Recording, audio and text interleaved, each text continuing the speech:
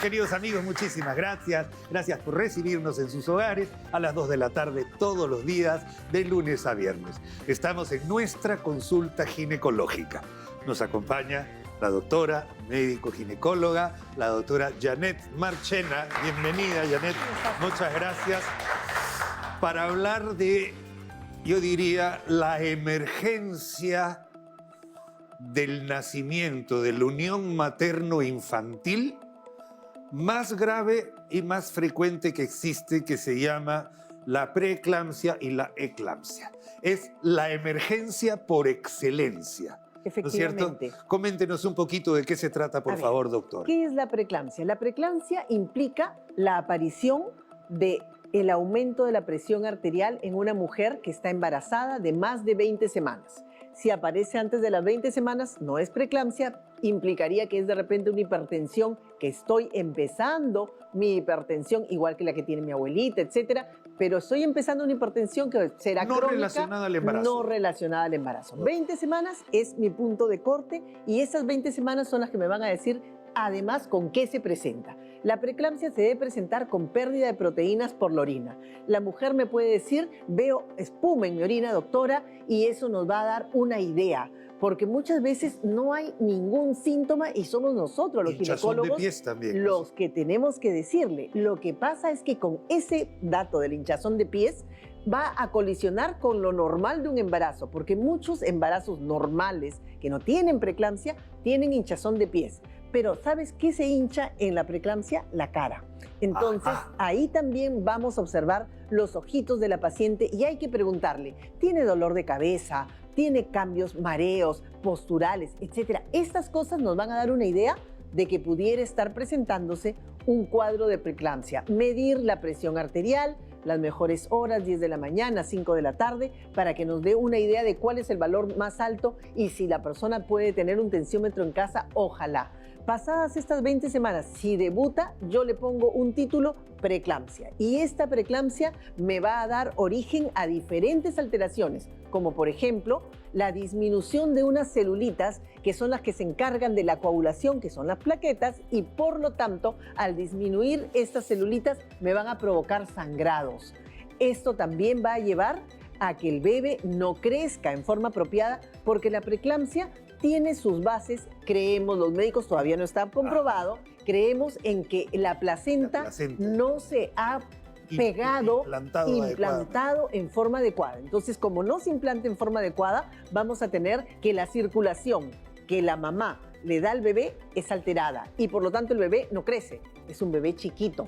Y este bebé también va a tener después diferentes alteraciones porque de repente nace prematuro o de repente, y esa es una de las cosas que durante un diagnóstico de preeclampsia nosotros lo tenemos muy en cuenta, se puede desprender la placenta.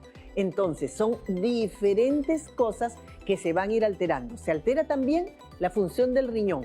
Se altera la función del hígado. El síndrome de HELLP. Exactamente. Me he acordado, doctor, se me ha puesto la B porque he operado 2 veces y realmente... Ruptura hepática. Ruptura hepática postparto. Exacto. Uy, le juro por Dios que se me ha puesto así porque me acordé de un caso que casi se me da las manos en sala. Exactamente. Y terrible, terrible. Estallamiento hepático por culpa de una preeclampsia. Por culpa de una preeclampsia, de una presión arterial mal controlada. Porque, digámoslo en forma clara, si yo la detecto al momento apropiado, yo puedo tratarla y puedo tratar de que el embarazo progrese lo más que pueda. Posible, ¿no? Pero llega un momento en que ya no puedo más y ya debo sacar a la criatura y para eso debo contar incluyendo, con ¿no es cierto? Incluyendo bebitos que todavía no están preparados. 28 semanas, tenemos bebés de 28 semanas, de 26 semanas que deben salir, salen y para eso nuestros amigos los pediatras neonatólogos despliegan todo su arte y los llevan adelante. La idea es buscar el momento preciso en donde la mamá se está complicando y ya puedo sacar al bebé. Para esto puedo yo hacer también una maduración pulmonar de la criatura. ¿Para qué? Para prepararme. Y también, si yo ya sé que la señora puede tener preeclampsia en el futuro, los chequeos son muchísimo más frecuentes. Y yo también voy a darle, por ejemplo, aspirina. La aspirina se da en la actualidad 150 miligramos al día, una dosis bajita, pero eso me va a ayudar. me va a ayudar a tratar de que esa preeclampsia no sea tan elevada. ¿Y cómo la puedo detectar? ¿Me voy a esperar hasta las 20 semanas? La verdad, no.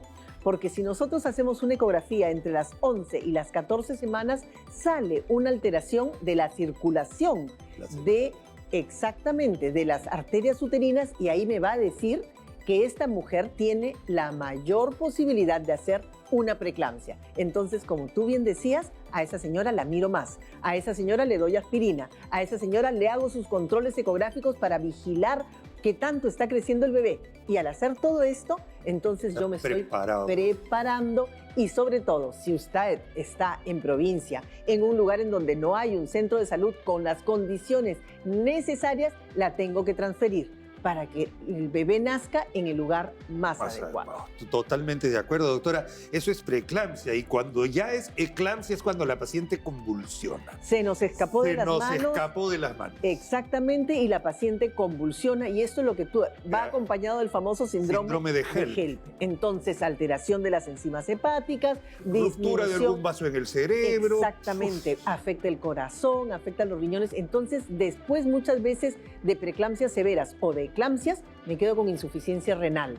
Entonces yo pienso siempre que es importante, por eso el mensaje. Usted tiene que hacer sus controles. Si ya tuvo preeclampsia en el embarazo anterior, es muy ojo, porque es muy probable que lo tenga. Puede repetir. Así es. Si usted tiene un niño después de 10 años, también está en peligro. Si usted tiene un niño porque antes decíamos el primer bebé, pero ¿y si por ejemplo cambié de pareja?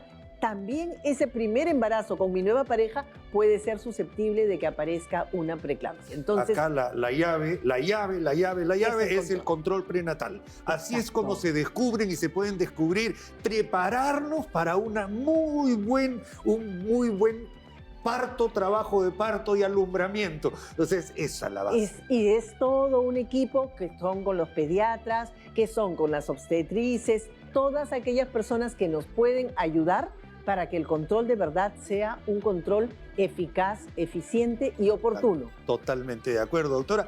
Hemos dedicado este momento a la emergencia, más emergencia de la obstetricia. Exacto. Que es la eclampsia y la preeclampsia. La convulsión postparto. Y ojo, una última cosita, se puede dar después del parto. No creer que yo ya di a luz y me libré de todo. Hasta 10 días después, nosotros seguimos pensando que ojalá no nos pase nada. Eso no sabía, por ejemplo. 10 días después. 10 días después del parto se podría esperar una eclampsia. Se podría esperar una eclampsia. Entonces hay que tener cuidado. Ahí hay un medicamento que se sabe, sulfato de magnesio. Exactamente. Eso es como anticonvulsivante y la verdad que funciona muy bien. Muchas gracias, amigos. Es la emergencia por naturaleza. Así que ya lo sabe, en manos experimentadas tiene manejo, pero lo más importante es la prevención a través de los controles prenatales, que los hace siempre un equipo que felizmente está en todos los centros de salud del Perú. Muchas gracias, doctora Janet Marchena, y gracias a ustedes, amigos. El calcio es uno de los minerales que está compuesto, ¿no? Justamente nos ayuda a poder tener una adecuada salud a nivel de huesos, a nivel de dientes, ¿no? Entonces incluso nos ayuda a poder evitar esos calambres que a veces sentimos, ¿no? Entonces, o también ayuda a que el corazón funcione adecuadamente. A veces no lo sabemos, nos ayuda al sistema nervioso, que es otra de las funciones benéficas que tiene este mineral. Importante también saber dónde encontrarlo, en qué alimentos son fuente que nos va a ayudar a poder cubrir esos requerimientos nutricionales que requiere el cuerpo, ¿no? Entonces, estamos hablando hoy del calcio lácteo. También la parte emocional, la relacional de pareja, crear una intimidad emocional con ella para que pueda, en el momento del acto, ser positiva durante el acto. ¿Debe ir el paciente acompañado de su pareja o primero se sugiere una visita de la persona que siente que está en el problema? No, lo correcto es ir con la pareja. Porque el problema o la difusión eréctil es de pareja, es de dos. Entonces, la parte médica, lo que hacemos primero es una ecografía Doppler de pene. Vemos y determinamos la causa del problema. Si no sabemos cuál es la causa del problema, no vamos a saber cuál va a ser el tratamiento más efectivo para solucionar su situación actual. El riñón ya no filtra y hay aumento de urea, aumenta la creatinina, que es una cosa muy barata, muy simple, muy fácil de diagnosticar. cuando encontramos estas cosas, ácido úrico, sales de amonio, en realidad eso es lo que el riñón debería eliminar porque nosotros no lo necesitamos, ¿no es cierto? Exacto, y justo acá nos ha hablado de 4 toxinas que deberíamos eliminar, pero son toxinas urémicas, 4 aquí, pero existen más de 1000 toxinas, y tienen un grado de inflamación diferente en todo el cuerpo. Estas son las que son más frecuentes medibles, pero existen muchas otras que ya lastiman severamente al riñón. Perfecto, y al final, ¿qué es lo que sucede? Que pasa el tiempo y el riñón comienza a malograr, se compara un riñón sano con un riñón que no funciona y finalmente ese riñón que no funciona se pasa al otro riñón y una máquina tiene que hacer las veces de riñón.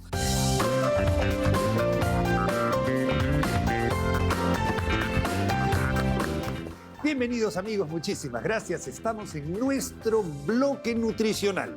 Hoy día con nuestra amiga nutricionista, doctora nutrióloga, la licenciada Yomi Paz. Bienvenida Yomi, muchas gracias por estar acá y hoy día vamos a hablar de un tema fascinante. Es la importancia del calcio lácteo, de aquel calcio que proviene de productos lácteos. Un tema importantísimo es que nosotros hasta cierta edad osificamos nuestros huesos, es decir, los hacemos duros, resistentes y con una capacidad íntegra de calcio. Y a partir de cierta edad nos vamos, entre comillas, descalcificando.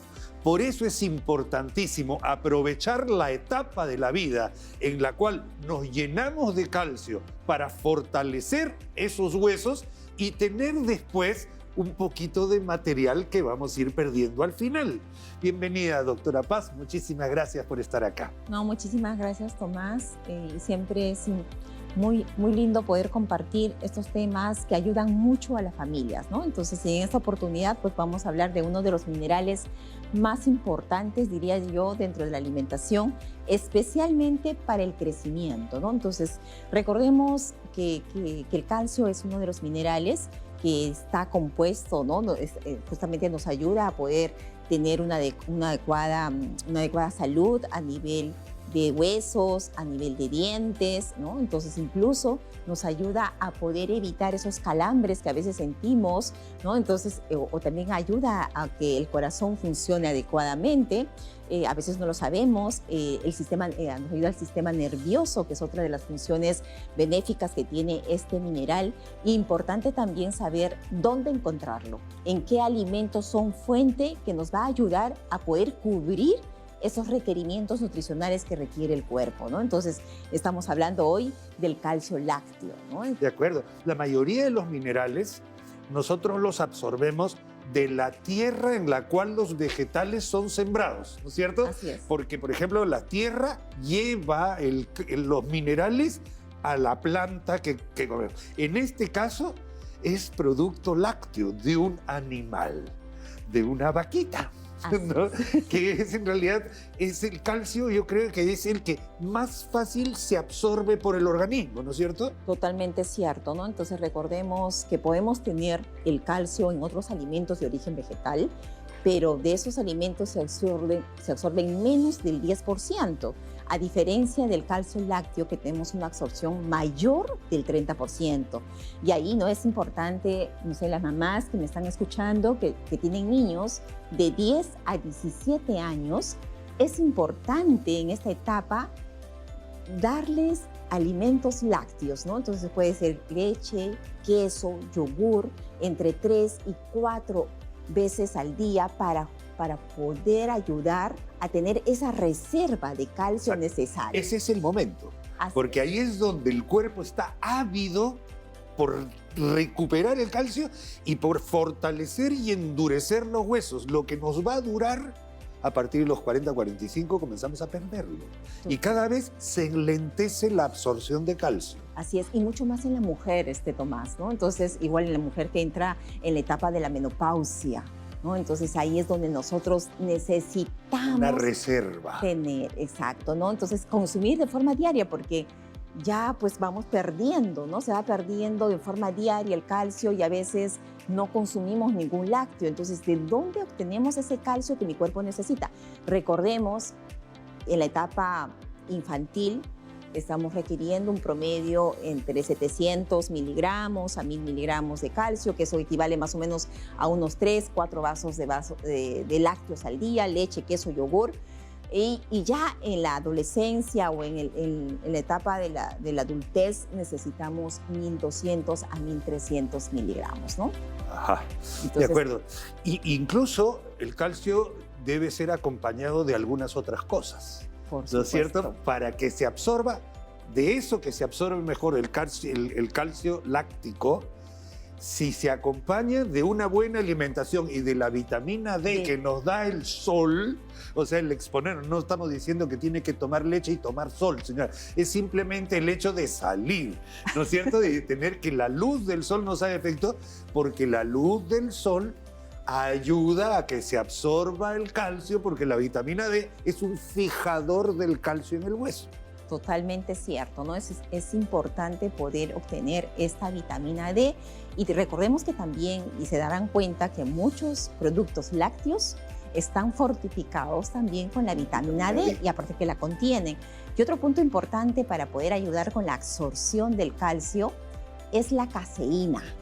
La caseína tiene una acción muy buena para poder fijar el calcio en el organismo. Es una ¿no? proteína, ¿no es cierto? Exacto, ¿no? Entonces, la caseína viene a ser un tipo de proteína de la leche. Recordemos que la leche tiene caseína y tiene suero de leche, ¿no? Entonces, es una alternativa bastante buena para poder tener huesos y tener también un sistema de repente cardiovascular saludable.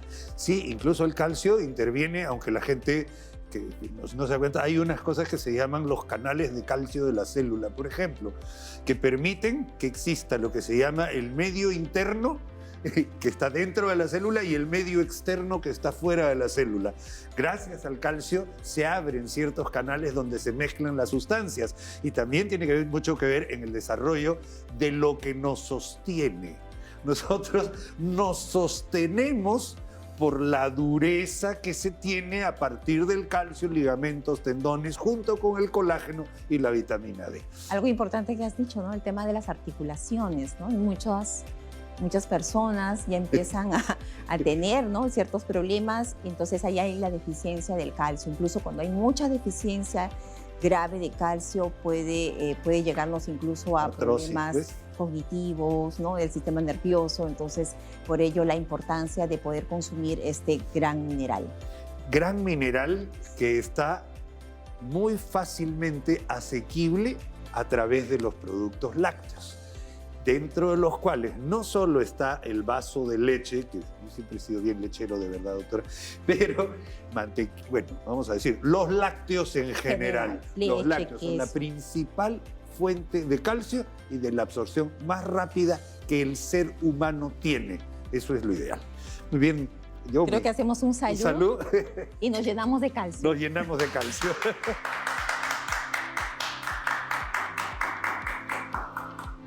Me encanta. Muchas gracias. Regresamos enseguida con más. Una relación, lo que podría ser un momento realmente maravilloso con la pareja, ¿no es cierto? Y hablar de sexología y de sexualidad en nuestro país, y menos en este horario, llega a ser algo cotidiano, sino más bien es algo que tenemos que aprovechar para educar a nuestra población y que se sepa que la sexualidad es parte íntima de nuestro yo interior, de nuestro ser. Y eso tiene que ser explorado, y que también existen especialistas para poder combatir estos trastornos de la sexualidad que son reales y que existen. También la parte emocional, la relacional de pareja, crear una intimidad emocional con ella para que pueda en el momento del acto ser positiva durante el acto. ¿Debe ir el paciente acompañado de su pareja, o primero se sugiere una visita de la persona que siente que está en el problema? No, lo correcto es ir con la pareja, porque el problema o la disfunción eréctil es de pareja, es de dos. Es de dos. Es de Entonces, la parte médica, lo que hacemos primero es una ecografía Doppler de pene. Vemos y determinamos la causa del problema. Si no sabemos cuál es la causa del problema, no vamos a saber cuál va a ser el tratamiento más efectivo para solucionar su situación actual. El riñón ya no filtra y hay aumento de urea, aumenta la creatinina, que es una cosa muy barata, muy simple, muy fácil de diagnosticar. Cuando encontramos estas cosas, ácido úrico, sales de amonio, en realidad eso es lo que el riñón debería eliminar porque nosotros no lo necesitamos, ¿no es cierto? Exacto, y justo acá nos ha hablado de 4 toxinas que deberíamos eliminar, pero son toxinas urémicas, 4 aquí, pero existen más de 1000 toxinas y tienen un grado de inflamación diferente en todo el cuerpo. Estas son las que son más frecuentemente medibles, pero existen muchas otras que ya lastiman severamente al riñón. Perfecto. Y al final, ¿qué es lo que sucede? Que pasa el tiempo y el riñón comienza a malograrse, compara un riñón sano con un riñón que no funciona y finalmente ese riñón que no funciona se pasa al otro riñón y una máquina tiene que hacer las veces de riñón.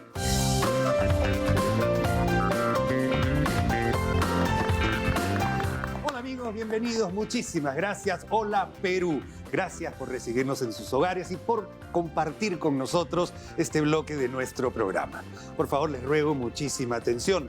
No se suele hablar de esto mucho en nuestro país, quizás por temas tabú, pero en este programa lo vamos a hacer con evidencia científica y basados en ciencia y de nuevo evidencia. El día de hoy tenemos un tema que se llama disfunción eréctil, que quiere decir un trastorno que afecta la sexualidad, en este caso de los varones. Y para hablar de este tema necesitamos a un médico especialista. El día de hoy nos acompaña el doctor Carlos Muñoz, médico sexólogo. Bienvenido, muchas gracias por acompañarnos. Cuida Medic.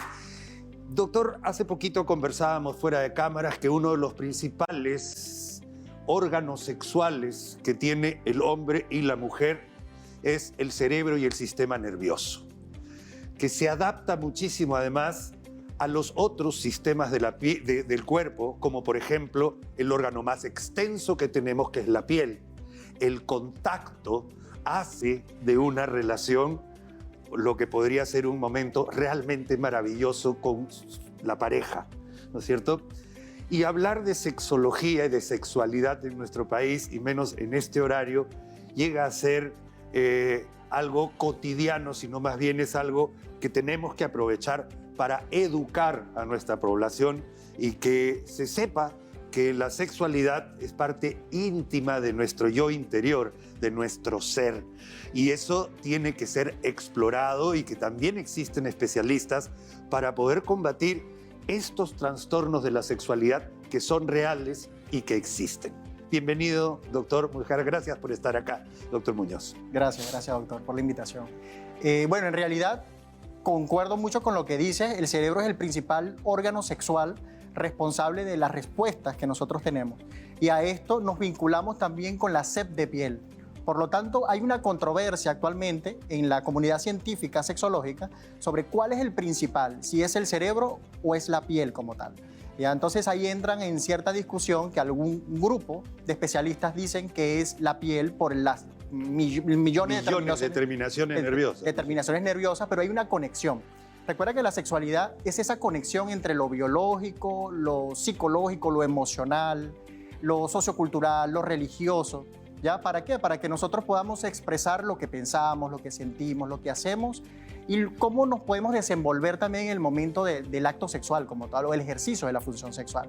Vivimos actualmente en una sociedad bien estricta desde el punto de vista de las normas.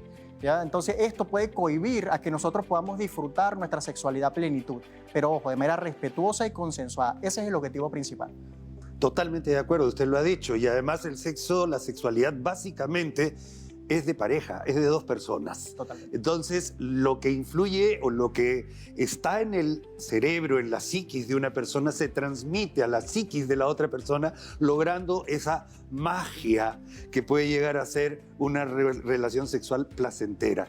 Pero existen disfunciones, existen problemas, existen trastornos, desde temas absolutamente físicos, como por ejemplo un problema de los vasos sanguíneos por enfermedades como la diabetes, la hipertensión, y problemas hasta incluso, como lo ha dicho, de falta de percepción o el estrés que en este momento está gobernando nuestra civilización, no te dejan entregarte al placer sexual con total entrega, o sea, con total pasión o esto, e incluso también reglas sociales, factores religiosos, factores de educación, factores culturales y ese tipo de cosas influyen en todo lo que significa la esfera sexual. Cuéntenos un poquito a qué se le llama disfunción eréctil. Mira, la disfunción eréctil es la incapacidad que nosotros tenemos para tener o mantener una buena erección, pero esto se da de manera repetida. Cada vez que tengo relaciones sexuales se me dificulta tener una erección. ¿Ya? Entonces hay una clasificación dependiendo de ella. O sea, si pierdo la erección antes de eyacular, ya podríamos estar hablando de una disfunción leve, pero es esa dificultad cuando a pesar del estímulo que estoy recibiendo, no logro la erección como la tenía antes. ¿Ya? Y esto va a generar ciertos síntomas de malestar, va a generar ansiedad, y esta misma ansiedad de manera directa el cerebro va a condicionar a que pierdas la erección también automáticamente. Entonces, mírate la conexión que hay entre lo biológico, desde el punto de vista cerebral, y lo emocional. Recuerda que nosotros somos biología, somos vivencias y somos cultura. Y la interacción entre estos tres va a condicionar o va a hacer que nosotros podamos desempeñarnos de manera correcta y podamos ejercer nuestra función sexual de manera satisfactoria con la pareja. De hecho, también tiene que ver un tema hormonal. Sí. De hecho, porque nosotros a través de la testosterona, los varones, a la larga, aumentan la libido, por ejemplo, y aumentan esas ganas de sexualidad. La disminución, la edad, ¿son un factor? Sí es un factor determinante, la edad. Recuerda que la disminución de la testosterona empieza a ocurrir a partir de los 35 años de edad. Puede haber un aumento a partir de los 70 años, pero es un marcador que puede indicar que ya hemos perdido ese deseo y de manera indirecta puede influir en el momento del acto sexual y en la erección. Podemos tener disfunción eréctil por múltiples causas. Por un problema orgánico, un problema médico, es decir, tengo diabetes, tengo obesidad, tengo sobrepeso, tengo hipertensión arterial, que son las principales causas que pueden lesionar las arterias cavernosas del pene. Es decir, puede haber una afectación del sistema circulatorio. La sangre no fluye adecuadamente en el pene, pero esto es consecuencia de una enfermedad o una patología metabólica. La más común es la hipertensión arterial. Entonces afecta esa parte interna de las arterias, impidiendo que se dilate la arteria suficiente y la sangre fluya. Eso es lo que algunas personas en realidad no se sabe en la cultura popular, en la ciencia. En realidad nosotros requerimos una vasodilatación especial para que unos vasos sanguíneos que están a nivel de los cuerpos cavernosos del pene puedan llenarse y producir la erección. Y existen problemas vasculares, existen problemas anatómicos y existen problemas que hacen que a través de la esfera psicológica no se produzca este gatillo que permite la vasodilatación del pene para poder tener una relación sexual placentera. ¿Eso es? Así, correctamente. Podemos tener disfunciones eréctiles psicológicas, psicógenas y mixtas también. O sea, generalmente siempre van de la mano. Nunca va una disfunción eréctil orgánica, siempre está presente también la parte emocional o psicológica. Por más tranquilos que nos vayamos a sentir, que no tengamos ansiedad, siempre nos vamos a afianzar en estos pensamientos negativos que van a generarte un bloqueo. Entonces el cerebro, como es tan inteligente, va a decir, oye, estás en una situación incómoda, te voy a preparar para que salgas de esa situación. Okay. Y en esa preparación le va a disminuir el flujo de sangre a nivel del pene y automáticamente vas a perder la erección. Por eso es importante afianzarnos de las fantasías, desde el erotismo, desde esa vocación. Incluir a la pareja es fundamental para que nosotros, desde el punto de vista emocional, no haya una repercusión en nuestro ejercicio de la función sexual o en nuestra erección. Doctor, ¿qué se hace? ¿Qué es lo que se recomienda hacer si es que un varón decide tomar cartas en el asunto? Esto me ha pasado 2, 3, 4 veces. y no quiero que me vuelva a pasar. Está causando problemas en mi esfera familiar, está causando problemas en mi matrimonio con mi pareja y quiero tomar cartas en el asunto. ¿Qué se debe hacer? ¿Cuál es el camino que uno debe seguir para manejar esto? Me contaba que hay muy pocos especialistas en nuestro país en ese sentido. ¿Es correcto? Correcto. Somos 2 médicos sexólogos que habemos en Perú. Y lo primero que deben hacer es acudir a un especialista, sea en urología o medicina sexual, para hacer una evaluación completa. Debemos evaluar la disfunción eréctil desde un conjunto, ¿ya? Descartando ciertas patologías crónicas como diabetes, hipertensión, engrosamiento de las arterias y también la parte emocional, la relacional de pareja. Crear una intimidad emocional con ella para que pueda en el momento del acto ser positiva durante el acto. ¿Debe ir el paciente acompañado de su pareja o primero se sugiere una visita de la persona que siente que está en el problema? No, lo correcto es ir con la pareja, porque el problema o la disfunción eréctil es de pareja, es de dos. Entonces, la parte médica, lo que hacemos primero es una ecografía Doppler de pene, vemos y determinamos la causa del problema. Si no sabemos cuál es la causa del problema, no vamos a saber cuál va a ser el tratamiento más efectivo para solucionar su situación actual. Como todo en medicina, doctor, comienza por historia clínica, una buena conversación, una buena entrevista, enterarse, poner suposiciones o impresiones diagnósticas, recurrir a los exámenes auxiliares. Correcto. Y eso nos da un diagnóstico y ese diagnóstico después se maneja, ya sea en la esfera orgánica o en la esfera a través de psicología o a través de conversaciones con el paciente. Correcto. Incluso la historia sexológica tiene ciertas particularidades y se diferencia de la historia médica que siempre realizamos. ¿Por qué? Porque aquí evaluamos la parte del método, del administrador, de la frecuencia en cuanto a la actividad sexual. ¿Qué te activa sexualmente? ¿Ha habido algún cambio? ¿Está afectando a la pareja? Tienes deudas, problemas con los hijos, y ahí viene la cotidianidad, ¿no es cierto?, de la situación, porque eso también comienza a generar disturbios, trastornos y trae problemas de salud familiar. Ahí hay un tema interesante, porque nosotros tenemos diferentes maneras de comunicarnos, el hombre y la mujer. Generalmente el hombre no comunica el problema a la pareja. Es correcto. Entonces, ¿qué pasa? Nosotros tratamos de solucionarlo por nuestra cuenta. Entonces, la mujer se empieza a crear ideas de que algo está pasando, ya no le gusto, ya no le genero placer, y simplemente estamos viviendo un problema solos, y creemos solucionarlo, o podemos solucionarlo solo, pero en realidad la pareja es fundamental para buscar la solución. Yo lo que quiero decirle a nuestros amigos es que estos problemas tienen solución. O sea, básicamente en la inmensa mayoría de los casos se llega a buen puerto con un tratamiento efectivo. O sea, estos problemas no son eternos. Acá hay un efecto importante que tiene que ver con la decisión de tomar cartas en el asunto. Solo unas palabras finales, doctor, a nuestros amigos, para que entiendan un poquito esa perspectiva. Nosotros somos un país conservador y eso lo sabemos, pero hay cosas que nos pueden ayudar muchísimo a sobrellevar una vida que nos está trayendo dificultades desde la esfera sexual. Correcto. Aquí lo importante es reconocer que somos seres sexuados desde que nacemos. Así es. Y vivimos nuestra sexualidad de diferentes maneras.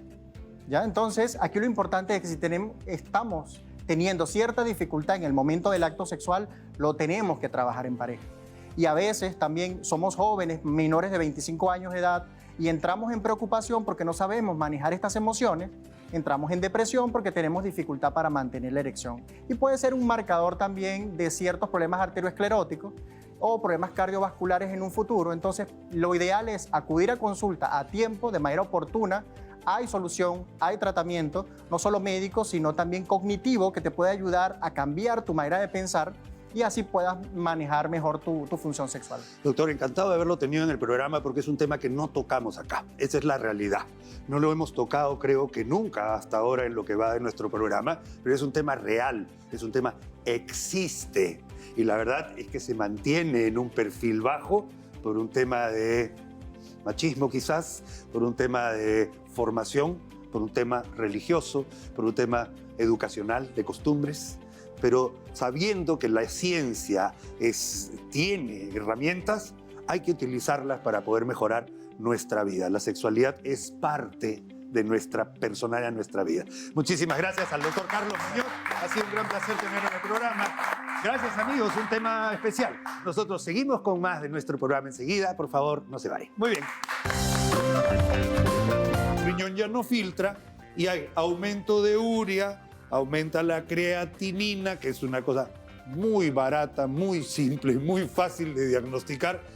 Cuando encontramos estas cosas, ácido úrico, sales de amonio, en realidad eso es lo que el riñón debería eliminar porque nosotros no lo necesitamos, ¿no es cierto? Exacto, y justo acá nos ha hablado de 4 toxinas que deberíamos eliminar, pero son toxinas urémicas, 4 aquí, pero existen más de 1000 toxinas, y tienen un grado de inflamación diferente en todo el cuerpo. Estas son las que son más frecuentemente medibles, pero existen muchas otras que ya lastiman severamente al riñón. Perfecto. Y al final, ¿qué es lo que sucede? Que pasa el tiempo y el riñón comienza a malograrse, compara un riñón sano con un riñón que no funciona y finalmente ese riñón que no funciona se pasa al otro riñón y una máquina tiene que hacer las veces de riñón. Tiempo pierde usted, vida.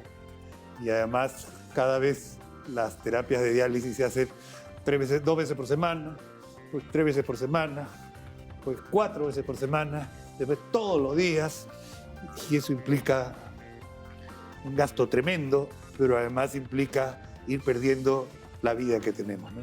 Exacto. Y es muy importante porque las enfermedades del riñón pasan por varios estadios, del 1, que es el más leve, al 5.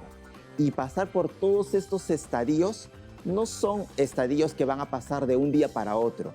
Puede demorar un buen tiempo. Detectando a tiempo vamos a poder lograr. Y ello ayuda a que podamos darle mayor importancia a nuestro riñoncito. Algo que quisiera, doctor, darle un tips a su audiencia es que muchos me preguntan cuánto es la cantidad de líquido que podría tomar porque mi riñón necesita. Y yo les doy un tips.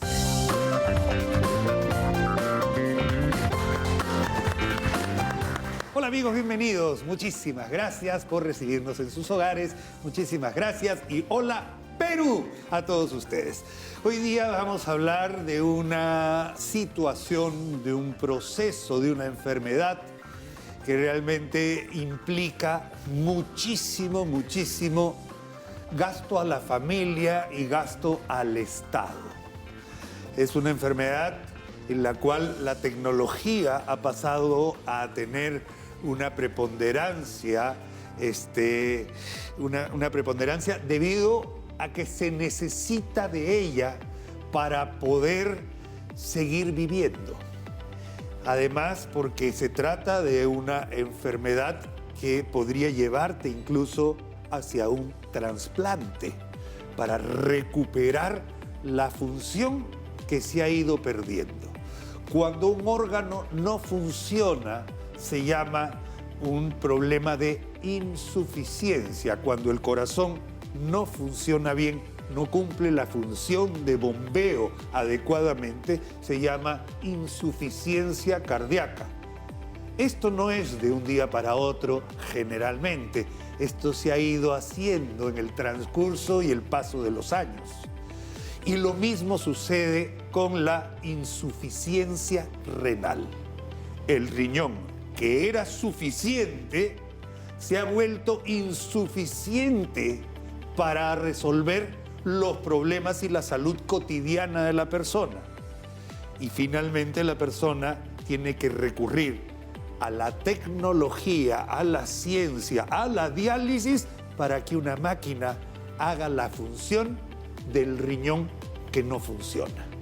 Afortunadamente tenemos 2 riñones y cada uno puede vivir nuestra función con un solo riñón, pero hay que cuidarlos.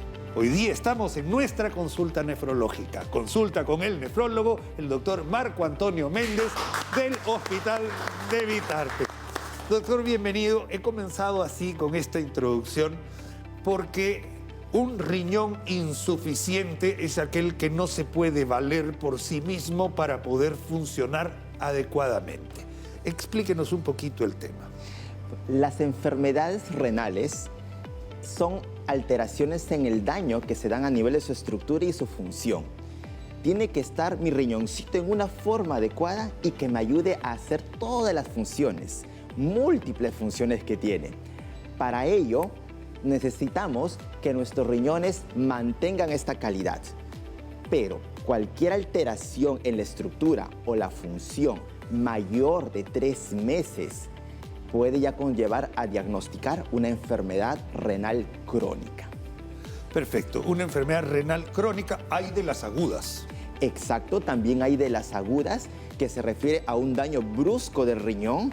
Por ejemplo, la causa más frecuente son las sepsis o esas infecciones severas que comprometen todo el cuerpo y que en 48 horas están generando un daño masivo de riñón, pudiendo llevarlo inclusive como un factor de riesgo para la muerte del paciente. Destrucción. Se Exacto. destruyen las células por un problema tóxico que produce un shock séptico o una infección generalizada, un gran absceso a nivel renal, una infección simple, infección urinaria maltratada que después se convierte en un problema serísimo de una infección del tejido renal. Entonces, tenemos un video para ver más o menos y tener una gran idea de cómo, o sea, todas las funciones que tiene el riñón y cómo se ve mermado en su función y hacia qué tendríamos que ir si no cuidamos nuestros riñones. Lo invito, doctor, por favor, a mirar el video Gol. Adelante. Insuficiencia renal. Ojo. Ajá, mire, se cansa. Perdió nuestro amigo. Inflamación. Bajo. Paramos ahí un ratito. Estas son las causas que pueden producir el daño del riñón. ¿De acuerdo? A ver, primero, la inflamación, producto generalmente de un proceso infeccioso. Sí. Una pielonefritis, así se llama. Explíquenos un poquito qué pasa con la pielonefritis. Las pielonefritis son las infecciones del mismo riñón. Principalmente para llegar a una pielonefritis comienzan con una infección urinaria baja, que va ascendiendo o a veces no se le presta la atención necesaria a esas infecciones urinarias bajas y va ascendiendo progresivamente hasta que el riñón ya se lastima severamente y sí puede generar una repercusión en su función, pudiendo llevar a que el paciente deje de orinar o que comience a acumular toxinas en su cuerpo. Perfecto. Otra causa de por qué se puede producir una falla renal es por el uso y el consumo de algún tipo de droga. Yo acá le doy muchísima importancia al tema de los antiinflamatorios, doctor. Primero porque son de venta libre en farmacia. Y el uso indiscriminado por dolores crónicos, las personas compran y compran y compran y no se dan cuenta que se eliminan por el riñón. Y el hecho de que a veces uno tome dosis exageradas terminan con un daño renal crónico. Exacto. Los AINES sigue siendo uno de los fármacos más frecuentes de daño de renal, siguiendo de los antibióticos. Y no tanto por la prescripción que puede darle un médico, sino por la automedicación, que a veces consideramos que tomando más vamos a ayudar a curar o paliar más el dolor o alguna infección, pero si no hay una supervisión médica, esto sí puede ser un factor de riesgo más que un factor que nos ayude. Muy bien. Luego tenemos cuando no hay un buen aporte sanguíneo al riñón. Vamos a decir un shock séptico, donde no hay perfusión, o una obstrucción de un vaso que impide una herida de bala, por ejemplo, que te rompe la arteria y varias cosas. No llega sangre, el tejido renal se muere. Otra causa de insuficiencia renal. E incluso que no llegue sangre por una falla orgánica, por una insuficiencia cardíaca que finalmente te lleva a esto. Seguimos avanzando. Estas son las causas, por favor. Muy bien, entonces, ¿qué sucede? Me ayude a explicar esto. Claro, el riñón ya no filtra y hay aumento de urea, aumenta la creatinina, que es una cosa muy barata, muy simple, muy fácil de diagnosticar. Cuando encontramos estas cosas, ácido úrico, sales de amonio, en realidad eso es lo que el riñón debería eliminar porque nosotros no lo necesitamos, ¿no es cierto? Exacto, y justo acá nos ha hablado de 4 toxinas que deberíamos eliminar, pero son toxinas urémicas, 4 aquí, pero existen más de 1000 toxinas, y tienen un grado de inflamación diferente en todo el cuerpo. Estas son las que son más frecuentemente medibles. pero existen muchas otras que ya lastiman severamente el riñón. Perfecto. Y al final, ¿qué es lo que sucede? Que pasa el tiempo y el riñón comienza a malograrse, compara un riñón sano con un riñón que no funciona y finalmente ese riñón que no funciona se pasa al otro riñón y una máquina tiene que hacer las veces de riñón. Entra sangre sucia y sale sangre nueva, reteniendo lo que necesitamos y eliminando lo que no necesitamos. Exacto. Es una terapia que no deberíamos llegar, porque se puede prevenir antes que lleguen a ello. Cada uno de estos procesos, doctor, por favor, cada uno de estos procesos a la larga, una diálisis son 4 o 5 horas enchufado a una máquina, pierde usted tiempo, pierde usted vida y además cada vez las terapias de diálisis se hacen 2 veces por semana, pues 3 veces por semana, pues 4 veces por semana, después todos los días y eso implica un gasto tremendo, pero además implica ir perdiendo la vida que tenemos, ¿no? Exacto. Y es muy importante porque las enfermedades de riñón pasan por varios estadios, del 1 que es el más leve al 5. Y pasar por todos estos estadios no son estadios que van a pasar de un día para otro. Puede demorar un buen tiempo. Detectando a tiempo vamos a poder lograr. Y ello ayuda a que podamos darle mayor importancia a nuestro riñoncito. Algo que quisiera, doctor, darle un tips a su audiencia es que muchos me preguntan cuánto es la cantidad de líquido que podría tomar porque mi riñón necesita. Y yo les doy un tips. Multipliquen el valor de 40 por su peso. 40 por su peso y es la cantidad de líquido que tienen que tomar mínimo diario para poder tener una salud renal adecuada. Como 3,5 litros, doctor. Está bien, el agua es fundamental, es básica y en este momento la nutrición está basada en la cantidad de líquido sano que uno debe tomar todos los días. Así uno mantiene vivos sus riñones. Le agradezco muchísimo por haber estado acá. Muchísimas gracias, queridos amigos, a ustedes por habernos acompañado en este bloque del programa. Y por favor, no se vaya, que seguimos con más. ¡Hasta luego! Muchísimas gracias por habernos recibido en sus hogares. Nosotros nos despedimos. Hasta el próximo programa, queridos amigos. Que pasen una linda tarde.